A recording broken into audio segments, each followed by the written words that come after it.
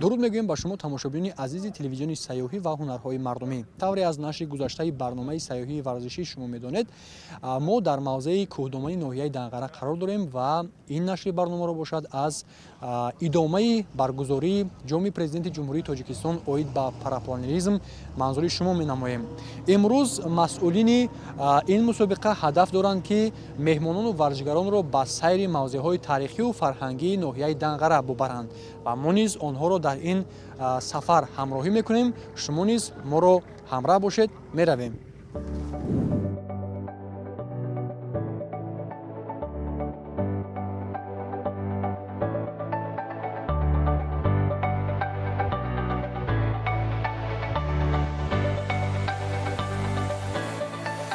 ҳамин тавр мо имрӯз, ки ҳаво хеле боронӣ буд, ҳамроҳи меҳмонону варзишгарон тавассути микроавтобус ва автобус роҳҷониби маркази ноҳияи Данғара гирифтем.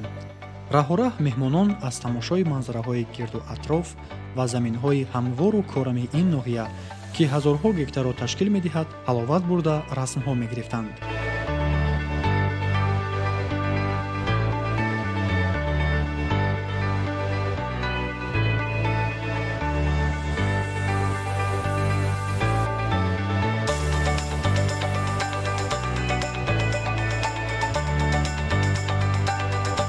маркази ноҳияи Данғара воқеан ҳам имрӯзҳо ба як шаҳраки хурраму зебо табдил ёфтаю дорои инфрасохтори зарурӣ барои қабулу хизматрасонии меҳмонону сайёҳон мебошад.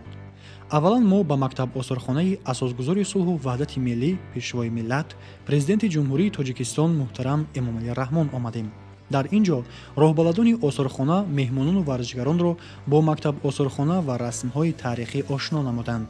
пас аз ин меҳмонон аз синфхонае, ки даврони мактабхонии президенти ҷумҳурии Тоҷикистон муҳтарам Эмомалӣ Раҳмон дар он гузаштааст, дидан карданд ва махсусан паси мизи мактабии пешвои миллати тоҷикон нишаста расм гирифтанд. Ермек варзишгар аз ҷумҳурии Қазоқистон ва Дмитрий варзишгар аз Беларусия таассураташонро аз дидан кардани ин синфхонаи тарихӣ чунин иброз доштанд. Сегодняшний день нам удалось посетить замечательное место. Это музей в честь президента Таджикистана Эмомали Рахмона. Здесь сейчас сидим действительно за его партой, под таким впечатлением находимся, действительно такая какая-то аура, не передать словами, действительно впечатляющее место. Большое спасибо за организацию, за предоставление возможности посетить данный музей. Нам действительно рассказали историю, как он, его становление президента, рассказали про семью, про родственников, с кем он служил. Большое спасибо, было очень интересно, на самом деле очень интересно. Благодарим, спасибо. На обзорную экскурсию приехали в школу, в которой учился президент. Ну и на самом деле вот это отношение людей, прям такое искреннее и, я бы сказал, даже такое удивительное, оно подкупает. Это хорошо, так оно и должно быть, что люди должны оказывать такую поддержку. Ну, да, это интересно. И тем более прикоснуться к истории успеха, может быть, как раз хорошо заряжает. Поэтому всем добра, тепла и успеха.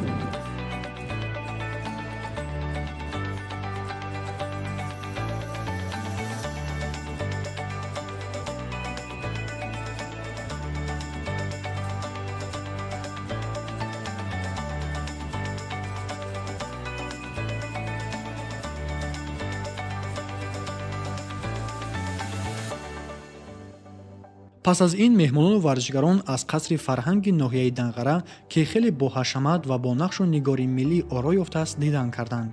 тавре маълум гардид, айни замон ин ҷо даври ноҳиявии озмуни ҷумҳуриявии Тоҷикистон, ватани азизи ман, ҷараён дорад ва меҳмонону варзишгарон худ шоҳиди бевоситаи баргузории ин озмуни ҷумҳуриявие, ки тамоми наврасону ҷавонони ҷумҳуриро бо ҳам муттаҳид сохтааст, гардиданд. махсусан ба онҳо суруди ватандорист дар иҷрои иштирокчии озмун хеле писанд омад.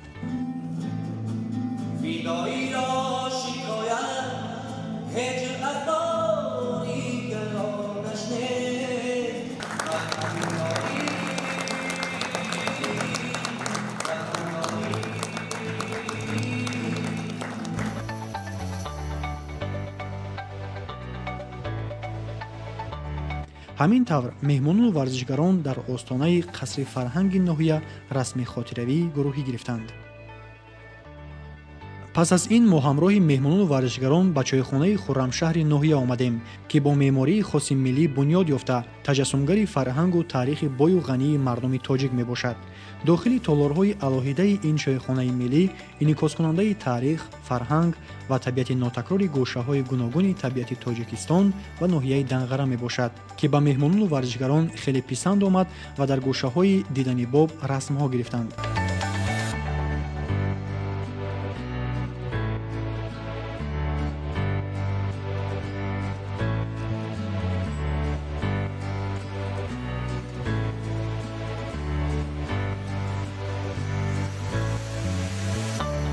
ҳамин тавр сайри фарҳангиву таърихии мо дар маркази ноҳияи Данғара бо бардошти якҷаҳон таассуроти хотирмон ва бозгашт ба шаҳраки парвоз ба поён расид.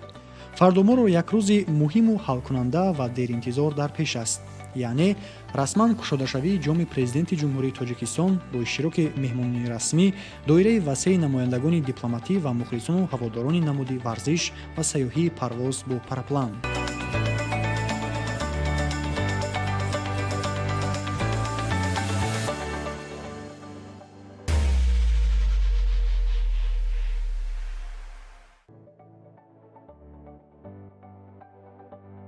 субҳи махсус бо фазои идона фаро расид. вазъи ҳаво тавре пешгӯӣ шуда буд, офтобӣ ва кушода шуд. пас аз субҳона ҳама варзишгарон омодаи баргузории рӯзи асосии мусобиқа ва ифтитоҳи он гардиданд. дар даромадгоҳи шаҳраки парвоз бонувони ҳунарманди ноҳияи Данғара намунаҳои беҳтарини маҳсули дасти худро барои намоиши меҳмонону варзишгарон гузоштанд. ин фазои идонаро сурнаю карнаинавозон ва занону духтарони атласпӯшу чаканпӯш зебу зиннати дигар бахшиданд. ҷавону наврасони зиёде аз ноҳия ва берун аз он барои мухлисии варзишгарони тоҷик омада буданд. Очень понравилось. Девушки у вас такие красивые, такие нарядные. Мы заходим, они сразу танцевали. Все блестящие, расписные. Очень красиво. Еще и ярмарку устроили. Да, очень здорово. Я уже иду, смотрю бижутерию на память. Так что думаю присмотреть какие-нибудь сережки, чтобы были воспоминания. Естественно, я ожидаю всего самого хорошего и для себя, и для своей команды. Так что, надеюсь, все будут безопасно приземляться. Это ведь самое главное. А так буду стараться заходить на цель и занять первое место в женском зачете. ҳамин тавр пас аз чанде меҳмонони расмии мусобиқа ва намояндагии сафоратхонаҳо бо корвони мошинҳо ба шаҳраки парвоз омаданд. дар расми кушодашавии чорабинӣ, ки дар фазои тантанавӣ таҳти садои карнаю сурнай, арғушти гулдухтарони ноҳия ва намоиши ҳунарҳои дастии миллӣ дар ҳудуди шаҳраки парвоз доир гардид, раиси кумитаи кор бо ҷавонон ва варзиши назди ҳукумати ҷумҳурии Тоҷикистон, президенти Федератсияи парапланеризм ва воситаҳои парвозии сабуки Тоҷикистон ва намояндагии сафоратхонаҳо дар ҷумҳурии Тоҷикистон иштирок намуданд. Сегодня мы приехали в это красивейшее живописное место Таджикистана, чтобы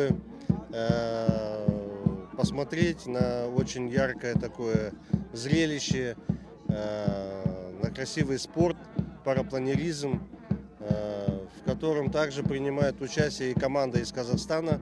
Она сегодня одна из многочисленных команд, которые участвуют в этих дисциплинах.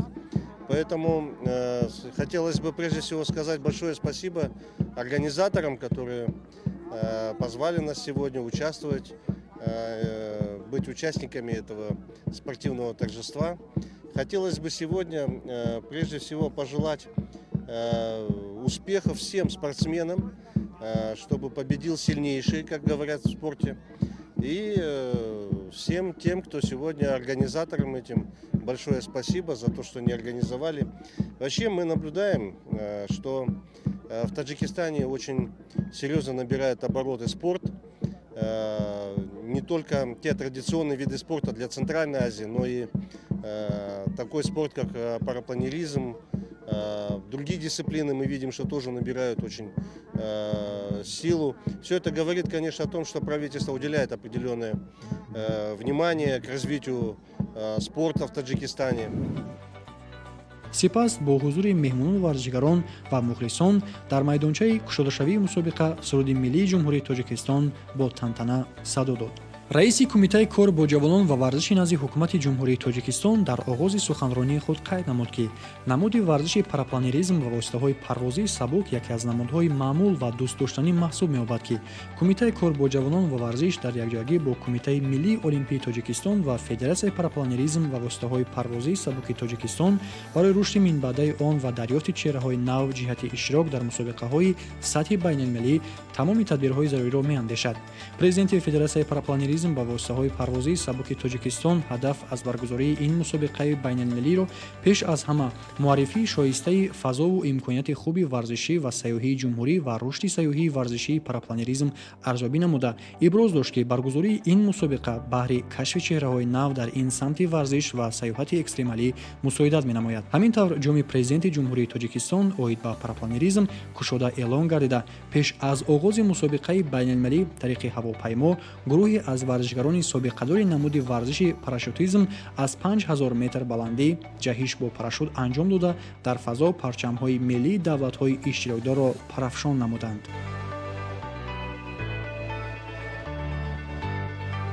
ёдовар мешавем ки дар мусобиқаи байналмилалии мазкур бештар аз 100 варзишгари ҳирфавии зиёда аз 10 давлати ҷаҳон барои иштирок номнавис шуда буданд, вале бо сабаби номусоидии бесобиқаи вазъи ҳаво дар мавзеи баргузории мусобиқа дар он наздики 100 нафар варзишгар аз кишварҳои Тоҷикистон, Ӯзбекистон, Қазоқистон, Беларусия, Федератсияи Русия ва Иёлоти Муттаҳидаи Америка миёни худ аз рӯи намуди фурудоии дақиқ сабқат намуданд. соли 2023 моҳи май якумин мусобиқаи байналмилалиро барои дарёфти ҷоми пойтахт баргузор намудем ки дар он зиёда аз 50 варзишгар аз 9 кишвари дунё иштирок намуданд. Мо пайдо кардем ин минтақаро соли гузашта тавассути харитҳои электронӣ ва даъват кардем мутахассисонро аз Амрико, Русия, Қазоқистон барои ташхис намудани ҳамин минтақа. ин минтақа хеле аз ҷониби мутахассисон хеле хуш омад ва пазируфта шуд. худ мебинем ки мо дар ин ҷо имрӯз се намуди варзиши ҳавоиро нишон додем, яке парапланеризм, яке парашютизм ва кросс-кантри.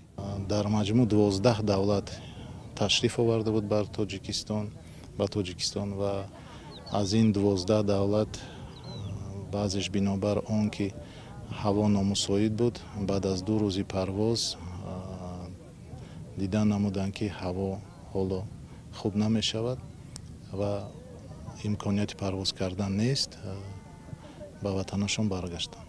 аммо он варзишгароне ки то ахир истоданд, ҳозир дар ин ҷо 6 давлат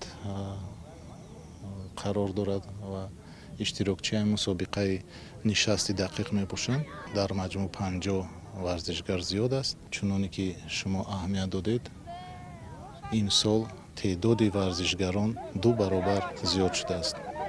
ин ҳам як тарғибу ташвиқи ватани азизамон аст, нишон додани минтақаҳои сайёҳӣ ва парвозии Тоҷикистон. ин минтақаи дуюм аст ки мо ба ин варзишгаро нишон дода истодем. ин аз рӯи нақша барномаҳои мо барои 5 сол ҳаст ва мо ба чунин барнома иқдом гирифтем ки тамоми минтақаҳои Тоҷикистонро муаррифӣ кунем. ва агар ки соли гузашта варзишгарон сармасти ноҳияи рӯдакию харангон буданд, ин дафъа аз ин минтақа дидан намуданд ки гӯем ки дар шокам ҳастанд.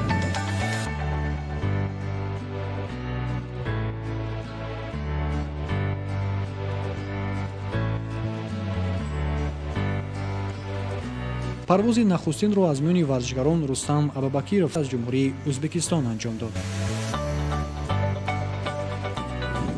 Наконец-то нам пришла хорошая погода здесь. Я бы сказал, даже отличная погода.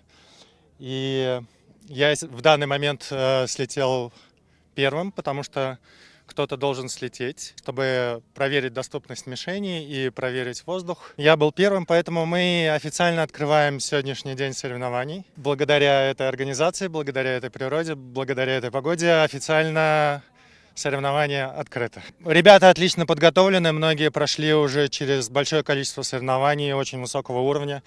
Безусловно, у людей есть некоторые ожидания, иногда может быть стресс, но они умеют с этим справляться. Это адреналин, это, конечно, небольшая дрожь внутри всегда, как перед каждым полетом, но это нормально. Они спортсмены, они умеют с этим работать.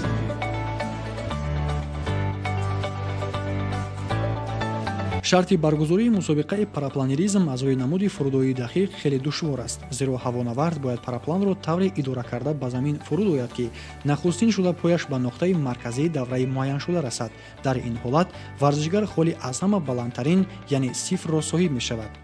ҳамин тавр давраи якум дар радиуси 200 ва давраи дуюм дар радиуси 500 сантиметр аз нуқтаи марказии сифр ҷойгир шуданд. маҳмуд яке аз намояндагони дастаи варзишгарони тоҷик ки парвоз бо параплан шуғли дӯстдоштааш мебошад, аҳамияти баргузории мусобиқаро дар табодили таҷриба кардан бо ҳамтоёни хориҷӣ арзёбӣ намуд. асос ки дар ҳамон давра баромадан дар корҳо ҳай якум мужда ҳам даврада тонистем ҳаку бо давом дорад 5-6 та дига волейбол ҳаст. ма дар ин мусобиқа аз тарафи командаи мунтахаби тоҷикистон ки аз тарафи федератсияи парапланизми тоҷикистон ташкил кардаги шудагия ҳам тараф парвоз дорам. варзишгароне ҳастанд ки мусобиқа то 20 солара доранда, мисоли гап вай таҷрибаи 20 сола доранд, 15 сола доранд. мо 9.5 сол шуд кӯшиш дорем ки иштирок кунем дар ҳамин ҷа бо аҳамия ягон чизро омӯзем. ҳар як чи ба кайфияти худша дора. як аз бар мошин кайфият дора, як аз ба асп кайфият дора. мо кайфиятмон дар ҳамин чи аст парвоз. тавре аз суҳбат бо чанде аз варзишгарони хориҷӣ маълум гардид, аз омадан ба Тоҷикистон ва парвоз дар табиати интихобшуда барои мусобиқа хеле хушнуд ҳастанд. ҷавонтарин иштирокчии мусобиқа назарашро оиди мавзеъ ва роҳандозии мусобиқа чунин баён кард. Сегодня был мой первый слет в Таджикистане, и мне очень нравится у вас погода. У вас очень красивые горы, скалы, легкий подъем, и у вас очень мягкая погода. Так что полет комфортный, мне очень понравилось. Очень хорошо встретили. Ваш народ очень добрый и гостеприимный. Я не ожидала, что так вы будете встречать, потому что как только мы приехали, сразу столько заботы о нас было. Такие условия прекрасные вы предоставляете, теплая, вкусная еда, теплая постель. Мне очень нравится. Лагерь прекрасный. Я на самом деле думала, что будет тут холодно ночью, но на самом деле тепло, еда очень вкусная. Мне все абсолютно нравится. Удобно, комфортно.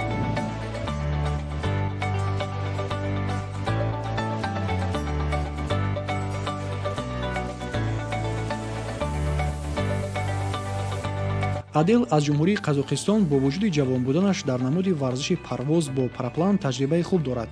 ӯ ҳамроҳи падараш барои иштирок дар ин мусобиқа ба Тоҷикистон омадааст ва чунин ҳангоми суҳбат маълум шуд маҳз шавқи беандозаи падараш ба намуди варзиши параплан сабаб шудаю вай низ ба ин намуди варзиш рӯй овардааст.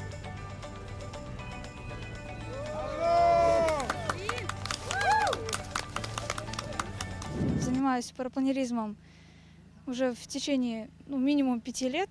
С подросткового возраста у меня отец тоже летает, он с 10 года активно этим занимается, и я постоянно вижу, что папа куда-то постоянно ездит. Я смотрю, думаю, что, куда он, где он вечно пропадает, мне тоже интересно. Потом я начинаю разбираться, что он ездит постоянно на какие-то там соревнования, и я такая... Соревнования. Так, это уже интересно. Все, я сразу, я за любое движение, мне очень интересно. Я всегда, всю жизнь была папиной дочкой. У нас 3 девочки в семье, и мне всегда не хватало папиного внимания, и я за ним везде. Он туда поехал, я за ним. Все, и с 16 лет активно уже занимаюсь. В прошлом году получила КМС по парапланеризму, так же, как и многие наши девочки. И вот приехали в Таджикистан. Это первая моя поездка за границу, первые такие вот интересные соревнования. До этого мы выступали только в Казахстане. Единственного, может быть, Кубок мира. Но это совсем не те эмоции, как приезжаем сюда. бештарини варзишгарон пас аз парвоз ва фурудоӣ таъкид доштанд ки Тоҷикистон дорои мавзеъҳои зиёди мувофиқ барои парвоз бо параплан ва саёҳати ҳавонавардист ва агар ҷониби Тоҷикистон маротибаи дигар ин гуна мусобиқаро дар сатҳи байналмилалӣ баргузор намояд, пас ҳатман ки ба Тоҷикистон меоянд. Замечательные условия, в общем, очень нравится местность. Здесь такой вижу большой потенциал для развития парапланеризма. Поэтому очень понравилось. Здесь считаю, что возможно проводить чемпионаты очень высокого уровня, даже чемпионаты мира. 2 дня назад приехали сюда, в Дангару, прекрасная местность. Мы уже живем здесь, в городке пилотов. Очень прекрасно организовали этот городок. Очень прекрасная природа. Такую природу я в Узбекистане еще не встречал. Вот это доставляет мне большое удовольствие. У нас у всех уже хорошее настроение, настрой спортивный и позитивный. Точки взлета и посадки подобраны очень профессионально. Пожелал бы всем пилотам, любителям вроде меня посещать такие прекрасные места в Таджикистане. Мы были в прошлом году и в Душанбе, там тоже были отличные горы для полетов, летали, получили потрясающие ощущения. Из-за этого в этом году тоже приехали и собираемся приезжать каждый год, если будете приглашать. Пусть всегда организовывают каждый год такие соревнования, организация на высшем уровне. Мы получаем удовольствие.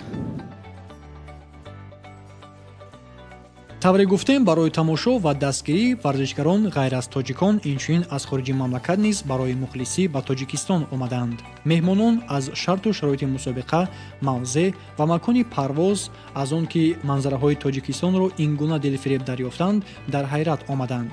ҳангоми бо чанде аз онҳо ҳамсӯҳбат шудан маълум шуд ки аллакай аз оғози расмии кушодашавии намоиши дастии ҳунарҳои мардумӣ ва тамошои рафти мусобиқаи парвоз бо параплан мафтуни табиат, фарҳанги миллӣ, хислати мардуми тоҷик ва роҳандозии мусобиқа гардиданд. В Таджикистане второй раз. Первый раз я была в прошлом году на соревнованиях по парапланеризму и была членом судейской бригады. В этом году я хотела летать, но, к сожалению, за несколько дней до выезда повредила ногу, поэтому приехала как болельщик за своих соотечественников, за узбеков. Впечатление о соревнованиях просто чудесные, особенно организация. Все очень понравилось. Как нас встретили, как нас довезли, расселили, накормили, напоили. То есть вы очень о нас позаботились. Спасибо большое. В Таджикистане я в гостях. Очень мне приятно, что сегодня присутствовала на таком замечательном событий. Мне было очень интересно. Место очень хорошо выбрано. Вообще, эта долина как раз создана для такого события, для такого мероприятия. Это прекрасное место. Пейзаж, притом сегодня погода тоже прекрасная, очень подходящая. Вот недалеко город, недалеко это Кишлаки, насколько так я понимаю. И все это для меня на самом деле очень интересно, так что я вас поздравляю. На меня произвело впечатление, что большинство из этих состязателей, они как раз из Таджикистана. То есть у вас этот спорт хорошо развит. И хотелось бы, чтобы выиграли ваши состязатели. Когда мы приехали, да, я видела, там и ковры, и одежда традиционная. Вообще таджикские традиции, они уникальные, могу сказать. Во-первых, одежда, костюмы национальные, традиционные. Во-вторых, я видела здесь танцы таджикские. Вот девушки, услышали музыку, сразу же стали танцевать, они притом одеты в традиционных национальных одеждах. Так что это так запоминающие. Очень мне нравится здесь. ин навъи варзиши параплан хеле олӣ аст. ин минтақае ки бо кӯҳҳо иҳота шудааст барои варзиши параплан мусоид мебошад. боду ҳаво офтобӣ ва кушода аст. ҷолиб аст ки дар ин мусобиқа як қатор кишварҳо аз қабили тоҷикистон, қазоқистон, узбекистон, беларусия, россия ва амрико мебинем. имрӯз варзишгарони тоҷик низ хеле хуб баромад доранд. ман тоҷикистонро дӯст медорам, махсусан ин манзараҳои зебо. мардуми тоҷик хеле меҳрубону хушмуомила ҳастанд. мо бо тоҷикон худро дар хонаи худ эҳсос мекунем. We feel very much at home here in Tajikistan with the Tajik people. албатта пас аз тамошои варзишгароне ки бо майли том дар фазо парвоз карда чарх зада ва боз ба нуқтаи зарурӣ фуруд меоянд, дар дилатон беихтиёр ба ин намуди варзиш ва саёҳат ҳавасманд мешавед ва мехоҳед худатон низ мисли онҳо парвоз кунед. Аммо боз ҳарос пайдо мешавад ки оё аз уҳдаи идораи параплан мебаромада бошед? Эҳсосот ҳангоми парвоз чӣ гуна аст? Не передать словами. Приезжайте, учитесь и пролетите. Оно того стоит. Тут очень красиво, живописно. Я начал в 16 лет, 4-й год получается уже. Ну, я начал уже летать самостоятельно, по-моему, через месяц, да, я начал летать самостоятельно с 200 метров над землей. Все шикарно, мне прям очень понравилось. Все на высшем уровне. дар маҷмӯъ мусобиқаҳо аз рӯи намуди парвоз бо параплан дар доираи на бештар аз 12 маротиба парвоз бо назардошти тағйирёбанда будани вазъи ҳаво гузаронида мешавад ва нафаре ки нишондоди бештарини сифрро ба даст орад ғолиби мусобиқа мегардад.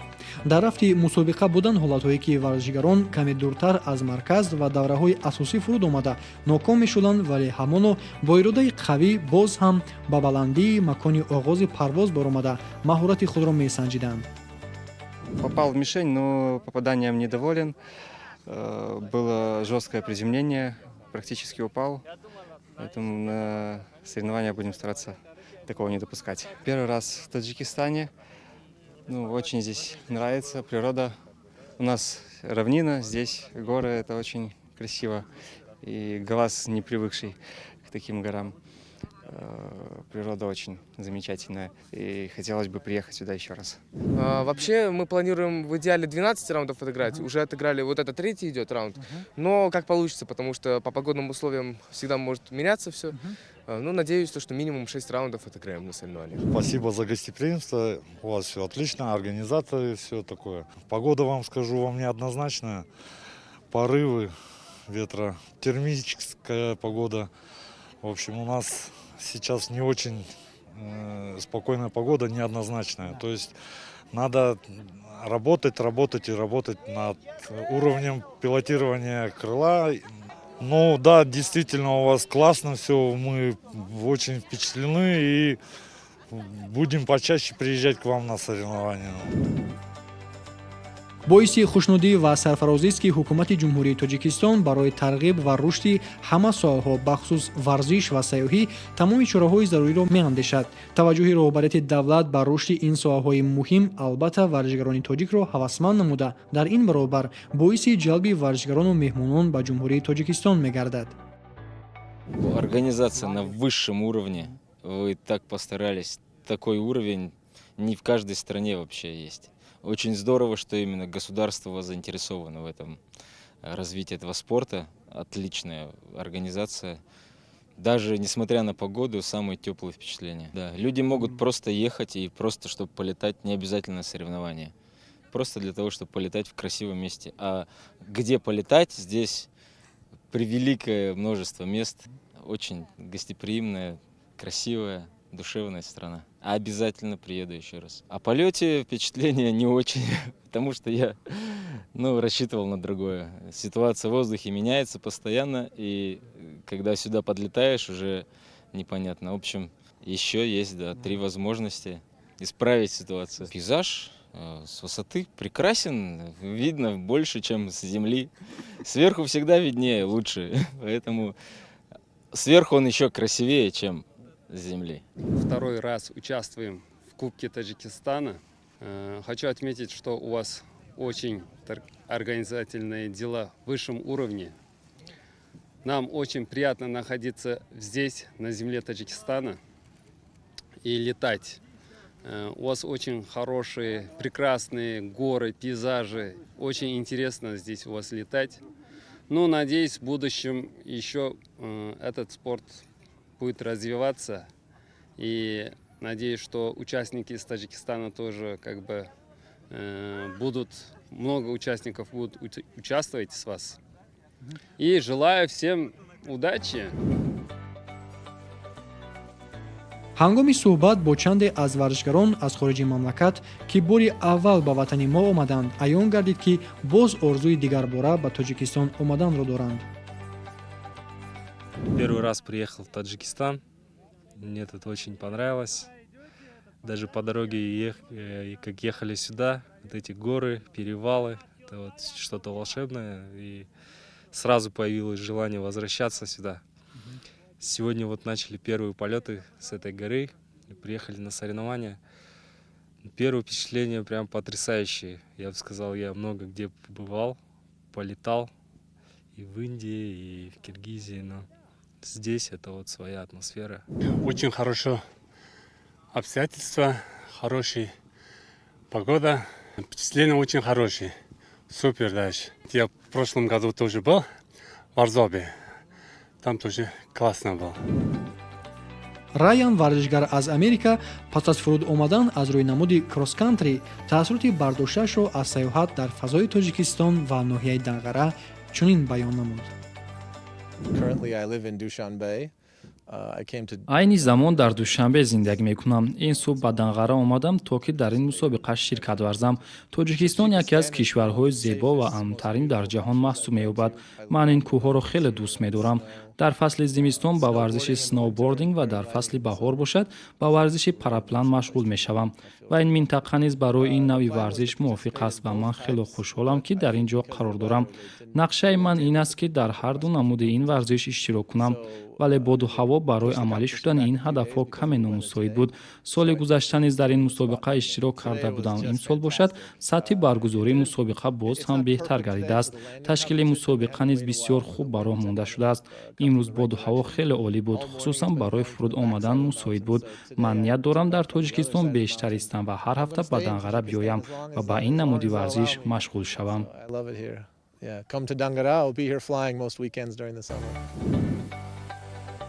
боиси таъкид аст ки намуди сайёҳии парапланеризм ва умуман ҳавонавардӣ ҳамчун яке аз навъҳои ҷолибтарину ҷадидтарини сайёҳии варзишӣ ояндаи дурахшон дорад, зеро бо такмилсозии парапланҳо ва бартарафсозии хатарҳои эҳтимолӣ ҳарчи зиёдтар метавон нафарони дӯстдори сайёҳатҳои ғайриоддиро ба ин намуди сайёҳат ҷалб сохт. Тоҷикистон бошад барои чунин сайёҳатҳои ҳавонавардӣ ки табиат ва релефи гуногун дорад хеле мувофиқ мебошад ва роҳандозии мусобиқаҳои сатҳи байналмилалӣ аз рӯи ин намуди варзиш ва муаррифии имкониятҳои ҷаззоби ҳавонавардӣ ҳамчун намуди сайёҳати экстремалӣ ба ҷалби сайёҳону варзишгарон ба Тоҷикистон заминаҳои мустаҳкам фароҳам меорад. соли гузашта ки мо бори аввал 50 варзишгари хориҷиро даъват кардем, ҳамон 50 варзишгаре ки ба ватанҳошон баргаштанд, пас аз ин ҳамонҳо як муаррифгари Тоҷикистон шуданд. яъне ки ҳозир ҳамин парапланеризм ба 2-3 ҷараёнҳо тақсим шудааст. ҳаст парасайёҳӣ, хайк энд флай, яъне ки сайёҳ болои кӯҳ баромада аз болои кӯҳ парвоз мекунад. ҳамин хел сайёҳҳоро мо даъват кардем. Парапланеризм ин на танҳо варзишу парвоз аст, ин бо сайёҳӣ ҳам аст. ба соли гузашта баъд аз баргузории мусобиқаи мо 73 та варзишгар омад.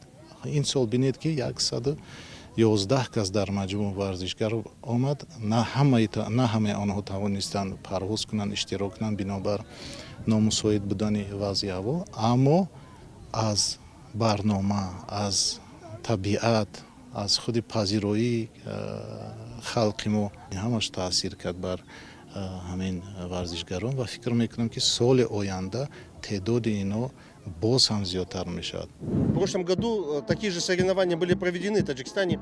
Мы были участниками, мы смотрели, мы болели за свою команду.